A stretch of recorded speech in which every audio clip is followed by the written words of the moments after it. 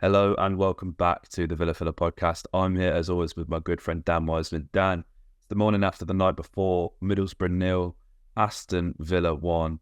We finally advanced past the third round of the FA Cup. How you doing, mate? I'm great, mate.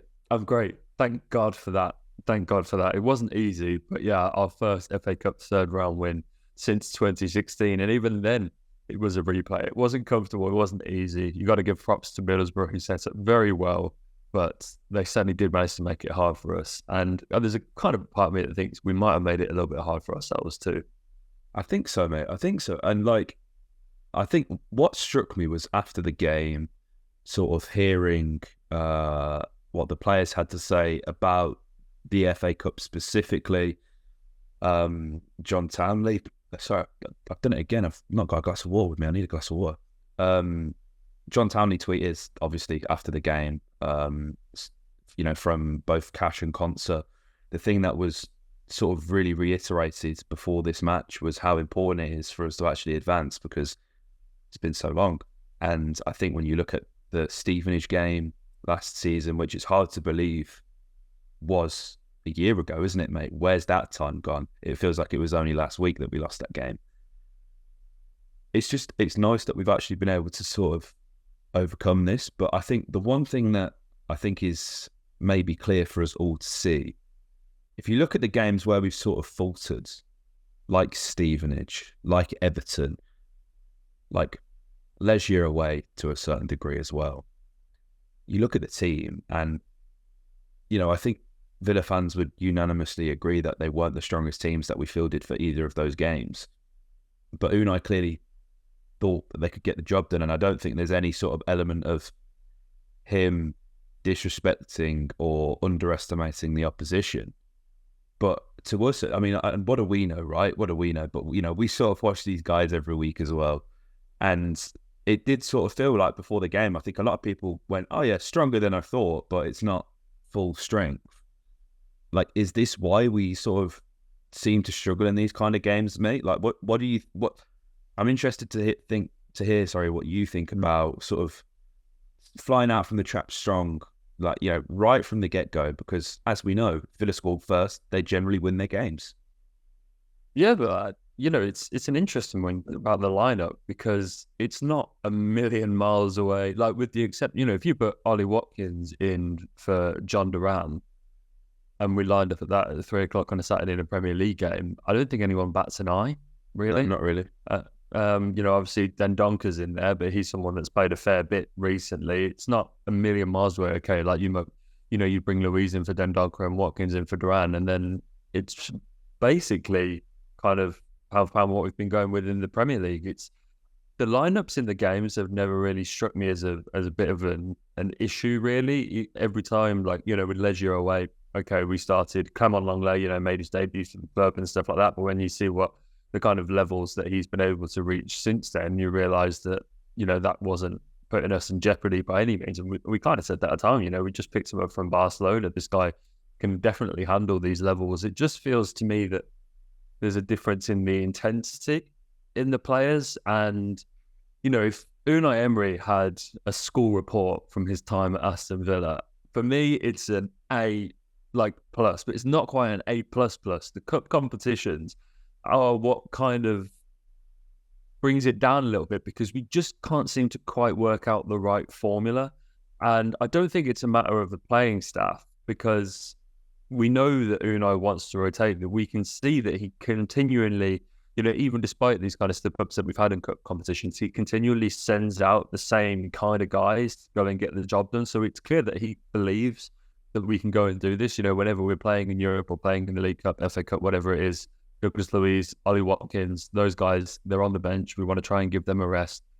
And Unai keeps persisting with these guys. So he knows, like we do, that these guys are clearly capable of getting the job done. It's just when they go out onto the field and execute, we just can't seem to get that right. And that's the one thing that has slightly clouded over Unai's reign, and as glorious as it has been, is that be it in Europe, apart from Alkmaar away, we never really blew anybody away. We never really came away from any of those performances thinking, yeah, that was a really, really good win. It's had been a little bit turgid. It's been a little bit difficult. We've often had to rely on late winners like we did against Zrinski at home and in games like that, like we did against Boro, really digging it out late on to try and get the job done. And these competitions are our best chances of silverware. We're realistically not going to go and win the Premier League anytime soon. And Unai keeps referencing this in his press conferences, saying that, he wants to go and win a trophy. The players are clearly aligned with that vision. But the performances just aren't quite matching up. We've not really seen enough of Villa in cup competitions to say that, yeah, we could be a sneaky one to go and make a run in this competition. And I just can't seem to figure out why that is. It's difficult, isn't it? And I think, if we're being totally honest with ourselves, have we looked the same team since we beat Manchester City? I don't necessarily think that we have. I think emotionally that took a lot out of us, and I think there was a new sort of level of grit and determination that these players found within themselves to beat Arsenal the very next game. But, since then, we haven't, not that we've really blown teams away at all, really. It's all been about control. It's all been about composure.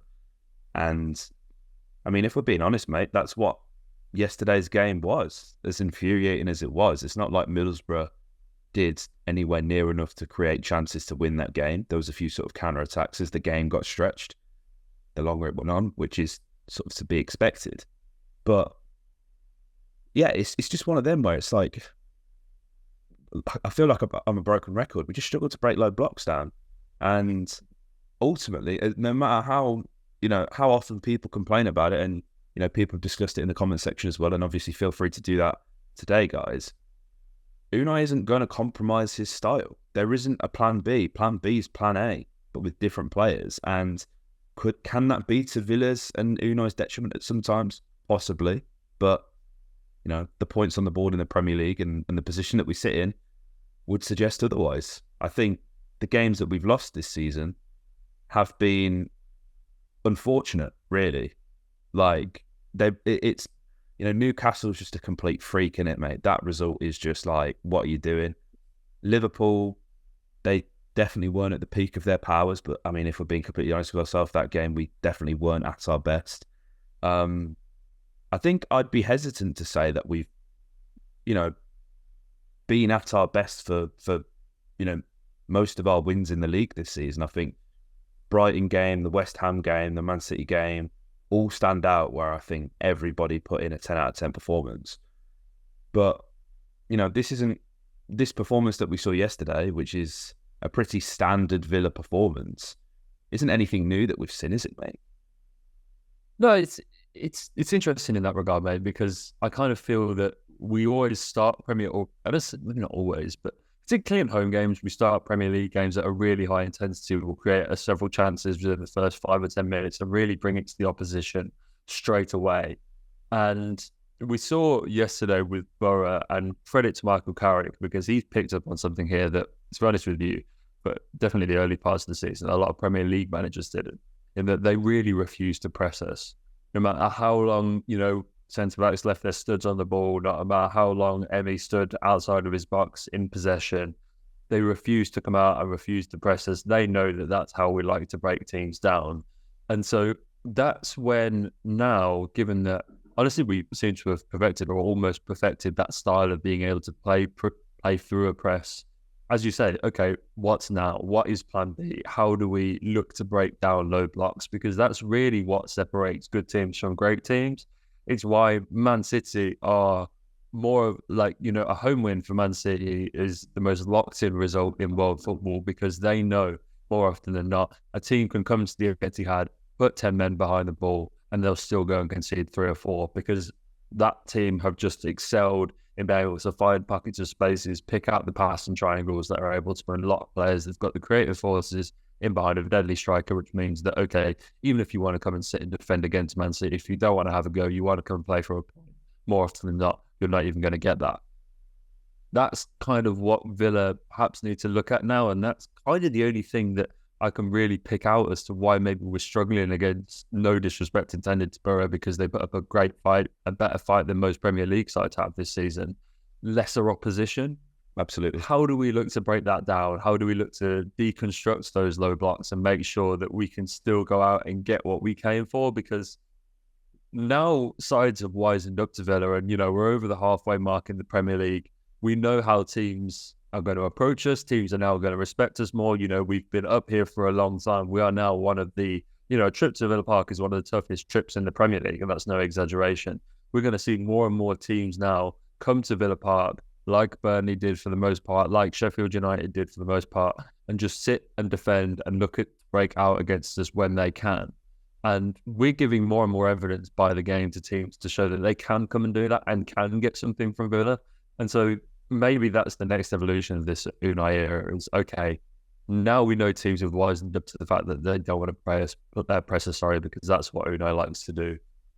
Then how do we counter that? What's our flip? How do we make sure that they're torn between whether they press or whether not to press? Because if they don't, they know that Villa are just as good in that situation. I feel like maybe that's what's missing. Is it circumstantial though? Because I feel like in a game like yesterday, we really missed Tielemans. Obviously, God knows what's happened to him with his injury. Like, he's been missing since that Zrinski-Mostar game. And, let me put there as well, a guy that we quite clearly miss. And it's easy to forget about him, I guess, because he's not been around for quite a while now. But I do think in games like this, they offer you something different. They can sort of operate in that half space really well. And, I think it's a shame for Tielemans especially, because it felt like he was really starting to hit the ground running. And we both sort of said, like, what a turnaround since the start of the season. Like, he looks comfortable in the system. He looks to understand his role. And I think he was becoming indispensable for us. But again, if we're being completely candid, mate, we shouldn't have to field a team as strong as we did to get past Middlesbrough. And again, with no disrespect to Middlesbrough whatsoever, fantastic campaign last season. But, no Archer, no Ramsey, no Chuba Akpom. They've not really spent a lot. They're a squad that's riddled with injuries. They've been languishing in the bottom half of the Championship all of this season. Had a really difficult time. So I can see where some of the frustrations come from, but we're not going to blow teams away when we've played as many games as we have. And I think that's what's just really important about us getting that result, mate, is the fact that we didn't have a replay. I would have rather us lost the game than us draw, because the last thing we needed is our winter break being interrupted with a replay. Trying to fit it in with Boro's mad schedule as well. Obviously, they've got a two-legged semi-final coming up over the next 3 weeks. It would just be the worst thing possible, because we've overcome the sort of adversity of qualifying out of Europe. And yes, okay, we sort of exited the Carabao straight away. But now we're in a period of time where, apart from this now next round of the Cup, we should only have one game a week for the next 2 months. So, like, that's the most important thing, isn't it, in terms of managing the squads, managing the levels? Because if I'm being completely honest, mate, John McGinn yesterday just was not at it whatsoever. And it's not surprising. And I sort of saw the lineup, and I sighed when I saw McGinn in concert, because, like, somebody give these guys a holiday. These guys need a break. They've played so much bloody football. It's ridiculous, isn't it? Like, and, obviously, McGinn's the captain, concert indispensable. What a year he's had. They've both been absolutely colossal. And I don't think either of them would say, listen, Gaffer, give us the day off. But they really need it, don't they? I think it's fair to say. Yeah. Mate, it's crazy. It's crazy. We can't even field a full bench at the moment. How many goalies? Was it 2 keepers on the bench yesterday, and we're still a man short to Boro's bench? It's, we're quite, like, sort of limping towards that break and just being able to kind of hit a hard reset. And I think you need to kind of factor that in. I don't want to be kind of too harsh on this, because, Ezri put out a really quite candid interview after the game, actually. And I was listening to his interview with the BBC Sport reporter, and she asked him, Villa obviously were 8 games, in the FA Cup without a win. Did that kind of weigh on your mind at all? And normally you hear most Premier League players kind of answer that with a no, this is, treat each game as its own. One of those kind of really cliche replies. But Ezri kind of went, yeah. And the longer the game went on, the more it was, you kind of feel that it was playing on us. And you kind of feel that these Villa lads, we're dealing with a weight of expectation that most of them, not all of them, you look at the kind of what either individual players like Emmy have done on the international stage, or someone like Clement Longley and kind of the clubs that he's played for, but are dealing with a weight of expectation, or at least a different kind of expectation now, in that it does really feel within the Villa fan base that we've adjusted to the team that we have, and that we're kind of at a stage where we're now expecting to go into games like the Boro one and go and get a result. We're in such a different place to where we were 12 months ago, and the fan base has really wisened up to that. This is now, FA Cups were seen as a real banana skin previously, and now it's a kind of no excuse game, in that there's no reason for Villa to go out in the FA Cup now, whereas there really has been really in previous years. And with the kind of depleted squad and the way that our fan base and internally, and rightfully so, I'm not saying that any of this is, unjust. We're now viewing these games as must-win games.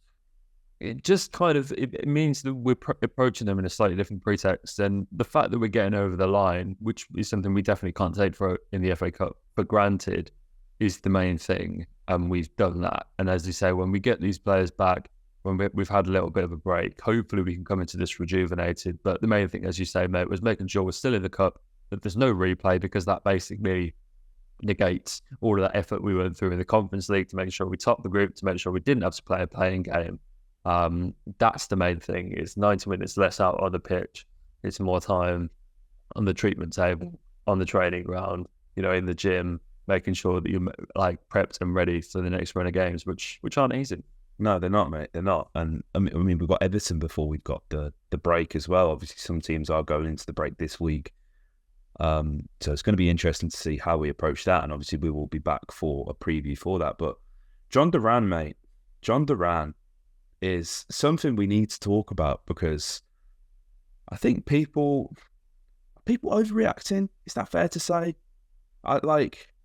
It's an interesting one, isn't it? Because there's sort of been these sort of bubbling undertones for quite a while now, if we're being honest, really, with Duran, that there's maybe questionable behaviour that's allegedly popped up, and it's sort of recently come out, I think it was in the Mail, that, there is tension between John Duran and Unai Emery, and I think we can imagine which side that's coming from, can't we? And, I don't want to give John a hard time at all, because he's a young kid. He's in a totally new environment that, is enough to make anyone act irrationally. But there's this sort of pattern of behaviour that's constantly popping up, and whether he's being sort of poorly advised as to how to use social media, with the constant following and unfollowing of clubs and players, and removing Villa from his bio, and it all, when you actually when you zoom out of it, it's ludicrous. It's almost meaningless, right? And it's this whole sort of Gen Z, lens that we're sort of putting on it. It's very high school girlfriend boyfriend drama. But at the end of the day, it appears that John Duran isn't happy at the moment with his current game time at Aston Villa.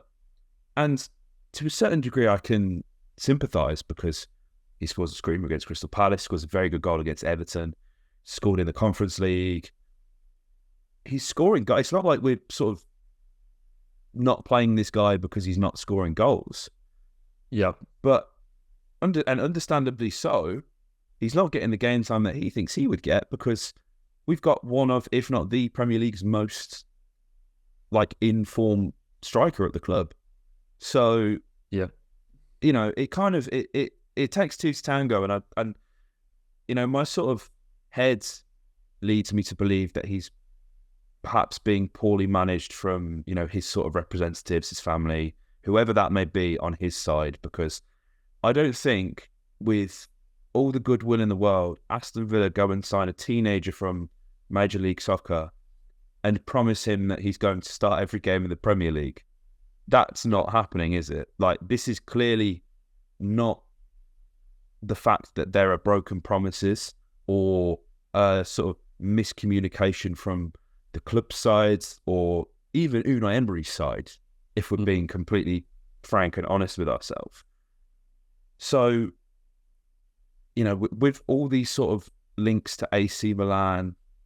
It just makes sense to get rid of him, doesn't it? At least short term, get him out on loan, get him playing semi-regularly. But even then, does he really start for AC Milan?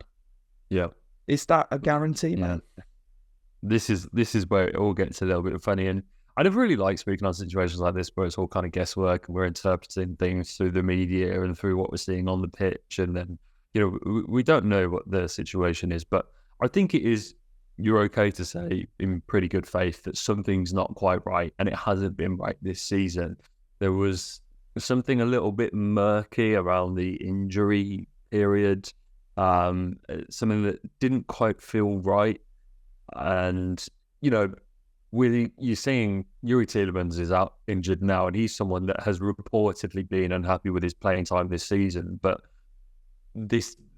nothing feels off about that now. Do you know what I'm trying to say? Like with the Yuri injury now, he's out injured, and that I'm not even giving any second thought to that. But there was something about John's injury, the kind of weird infected toe sort of thing. Like I don't know, like it doesn't quite feel right, and it hasn't for a little while. We spoke a couple of podcasts about the fact that it almost feels like we're back to square one with John Duran. In that, you're right, there was a great period this season, and although Ollie has been in good form, let's not forget there was a genuine point this season where John Duran was in better goal scoring form than Ollie Watkins. And there was a kind of debate going into some of the early Premier League games when John Duran scored against Palace, he scored against Hibs, he scored against Legia, and you're kind of like, wow, okay, and Ollie was going through a bit of one of those spells where he wasn't scoring in a few games, although he was picking up assists and stuff like that. And so there was a conversation starting there. And I can perhaps understand John Duran's frustrations in that he would, in kind of knowing that footballers and the way that they work, he would be inclined to say, okay, yes, I've not scored as many goals as Ollie Watkins, but if you gave me Ollie Watkins minutes, it would be interesting to see kind of how that stacks up. And I'm not saying for a second that John Duran should be starting over Ollie Watkins. I'm just simply trying to put myself in his head. But then this is where, because we signed John Duran for a lot of money. It was kind of getting upwards of £20 million. This is no snip. And it's an interesting loan because if we were to loan him, it's not to the kind of side that I think we'd want to be loaning him to. I don't think it makes a lot of sense. Obviously AC Milan play a lot of time with Olivier Giroud. They've got Luka Jovic, and it's hard to imagine a world in which they would favour John Duran over either of those players, not only because they're probably slightly better players at this point in their career than John Duran, but because of the non-EU slots that take up a lot of Serie A, so that in a squad-by-squad basis, you're more likely to favour someone like Jovic and Giroud because they're not going to take up spots elsewhere for non-EU players, which, you'd be spending on a third-choice striker. It's really interesting. Apparently, I've seen loans where it's a straight loan, where there's an option to buy all sorts of different things. But it all just it's a little bit funny. And I don't know whether it's an attitude problem or anything like that, but something isn't quite right. And if we're going to be getting rid of John Duran, we need to be going into the market for a new centre forward. And that's not something you ever really want to be doing in January because it's probably the most expensive position to shop in January. There's no club that wants to lose a goal scorer midway through a season. But if you're right in that, if there is something off there, we're better to kind of part ways. But there was a loan story at the start of the season with Espanyol. Right, yeah. And that made total sense to me. It's a league where he's going to feel a little bit more comfortable with the language, a little bit more comfortable with the culture. He's probably going to get more of a shot. I even think at some point he put on his Instagram story that he was at an airport and there was a kind of flight to Barcelona on the board. There was all sorts of things that pointed that he was going to be going that way. It just seemed to fizzle out, went really quiet all of a sudden. That's the kind of thing that would make sense. But to that tier of club, I just don't know, mate. Yeah, it's a weird one. And I got caught up in a bit of a Twitter spat yesterday, and I hate doing that, but I sort of tweeted my thoughts on the Duran situation. I said a championship loan, Serie A, La Liga, Bundesliga, a respectable level is the best thing for him.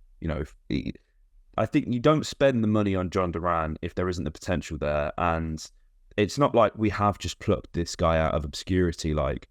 You read reports for the past few years. many a big club have been scouting him, and he is, probably considered by people at the club as one of the next great strikers. Otherwise, as I say, we wouldn't have spent that money. But I just, the sort of the debate that I sort of ended up unintentionally entangling myself in was, and it's a point that I've mentioned on this podcast so many times. Obviously, you've said we need a striker, mate. You have to go and get a striker. And how many times have we said we just can't go and buy better than Watkins, because better than Watkins is Haaland, better than Watkins is Mbappe, better than Watkins is Victor Osimhen, better than Watkins is maybe Dusan Vlahovic. Maybe I'm being generous to Dusan. There aren't many strikers better than Ollie Watkins. So naturally, you're going to have to buy somebody that isn't as good as Ollie Watkins. And as mentioned on probably the past 3 podcasts, I've been like, go get Dom Solanke. Like, this makes total sense to me. And this guy was just like, you're so stupid. This fan base is ridiculous. And I'm like, shut the front door here. Shut the front door. He's like, you don't like Ollie Watkins. You're going to regret this when he leaves and goes to Arsenal. And I'm like, I've not said anything about Ollie Watkins. But you have to go and get somebody who I think so. And we've said this before. I think Solanke can be better than Watkins. I think there's that potential there. But I also think Solanke is a totally different forwards to Ollie Watkins. I think he's way more complete. I think Solanke is probably more like Ivan Toney than Ollie Watkins. And that's going to have started a crazy debate because the whole Watkins-Toney thing. And I mean, Toney's another one. Maybe Toney is the same level as Watkins. Maybe he is. I think he is. But in terms of going out and spending all that money, it just doesn't make sense. And Solanke, whilst he would probably cost an arm and a leg, is going to be cheaper than the 6 guys I've already listed. And way more realistic. Mm-hmm. Well, this is the thing, mate. This is the thing, is that you need someone that... Ollie has clearly benefited from knowing he's the main man, right, at the football club. And there are players that benefit from a little bit of a challenge, a little bit of competition. And I didn't want to go through Boro's celebration, the game yesterday, without mentioning Matty Cash's celebration. The figures in the year, in the January window, when all the reports are, we've just discussed one where we're potentially signing another right back. But players, they're not immune to this. They know what's going on. They know what's in the media. Some players benefit from that challenge. I think we've seen better from Luca Dean this season than we have probably in many seasons, because, he knew that Moreno's return was never a million miles away, and he's played out of his skin. And so there's a situation where, you've seen it benefit. You look at Arsenal's goalkeeping situation, Ramsdale and Raya, and the whole mess that's become. You don't want to get yourself... We've seen when we had Ings and Watkins, right? Ings came in was exceptional for Southampton. We don't forget what we sold Danny Ings as, remembering what he bought. There wasn't a lot between the 2 strikers at that point. No. And the whole thing was, as soon as one went a game without scoring, the other one was on the bench. And then as soon as that one didn't play very well, the other one came on. And it just didn't work for either forward. As soon as we made Ollie the main man, look at what he's gone on to become under Unai Emery. And I think we need to respect that. But we also need to look at the fact that Ollie Watkins, because of the role that he has in that position, plays a lot of football, probably too much football. And if he did get injured, what happens to us? Seriously? What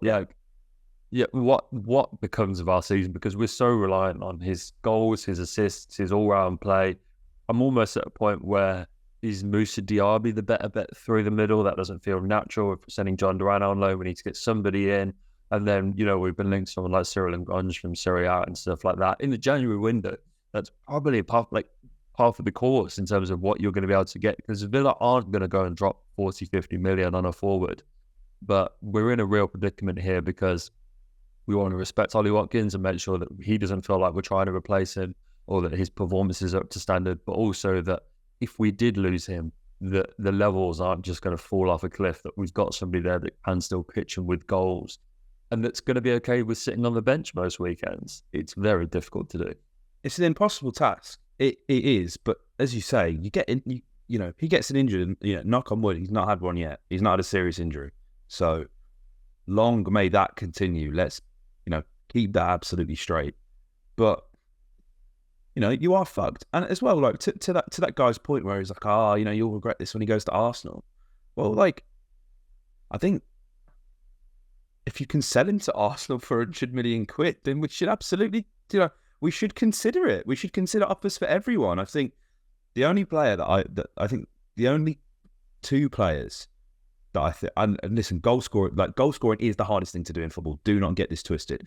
But I think the very sort of crux of how we play is dictated by that pivot of Douglas Luiz and Boubacar Kamara. And whenever either one is out, we do look significantly worse. They're the only two I would feel less comfortable with replacing or having a replacement get up to speed quick enough. Because, like, we've seen John Duran is capable of scoring goals in the Premier League. If we were to sell Ollie Watkins, and this is not me being like, let's fuck him up, I love him. Do not get this twisted. But, if we had to play John Duran, he would still score a few goals. Whereas you're plucking, we've seen, I think we see it all the time, especially with Spanish midfielders. It takes them a long time to sort of adjust to the Premier League. And that's obviously a market that we're going to explore in. And should we replace Douglas Luiz, I think it's fair to assume a Spanish midfielder will probably come in. There will be someone who's been playing in La Liga. So I think in terms of it's a difficult one. It is a difficult one. And I would love to know what you guys have to say on this matter, because I don't think there's a right or wrong answer. And, obviously buying a striker is expensive, and that sort of, the funds have to be raised from somewhere. But I think as we continue to sort of fight on all fronts, I don't think, we're right now with where we're sat in the Premier League. We're going to be in the Champions League next season. Knock on wood, all goes well. Season ends tomorrow. We're in the Champions League. Are you comfortable with John Duran starting in the Champions League? Yeah. It just doesn't. It doesn't. And as much as I love John Duran, I think there's a player there. He isn't Ollie Watkins, and obviously Dominic Solanke also isn't Ollie Watkins, but he also isn't John Duran. And I think, for me, that's ultimately what it comes down to. Well, mate, you only have to look at Newcastle, a side that made the Champions League, and they've got Callum Wilson and Alexander Isak in rotation. That is, like, in terms of a rotation of two strikers in the Premier League, it's about as good as you're going to get. Seriously. Yeah, for sure. About as good as you're going to get. And it's still not been easy for them. You see how much they've struggled in the Premier League, like this season. And that, obviously, I know those players have both had injuries and stuff like that, but that is as good as you're going to get. And that's the kind of, you kind of get yourself into a situation there where I feel like that works. And they've got, I think evidently, a great kind of squad harmony at Newcastle. But that could easily go so sour so quickly because, again, it's very similar to the Ings-Watkins situation, which we didn't manage as well. And we didn't have a manager that probably could manage that. But, if that squad wasn't as harmonious, if those players were going a couple of games without scoring, they'd both be in the gaffer's ear like, hey, I need to be getting in, playing minutes here, mate. And so you kind of have to just manage it so carefully. And it's so difficult. It's why, Spurs always struggled to find a striker that would sit on the bench behind Harry Kane. Right. And, no one was really willing to come in and do that. And they went through so many different options whilst Kane was there. And so we just have to kind of be very careful with it. But if you are going to have someone do it, as I keep coming, you need to make sure the attitude is right. And from the outside looking in, and I don't want to make a harsh judgment, it just doesn't feel like it is right now with John Duran. Yeah, absolutely, mate. Absolutely. But guys, we would love to know your thoughts in the comment section down below. Let us know your thoughts on the game, Duran, all of the above. We'd love to know. And I'm sure we will be back very soon, not only to preview Everton, but to discuss transfers, because it's transfer rumour season, baby. So yeah, like, comment, subscribe, and up the Villa.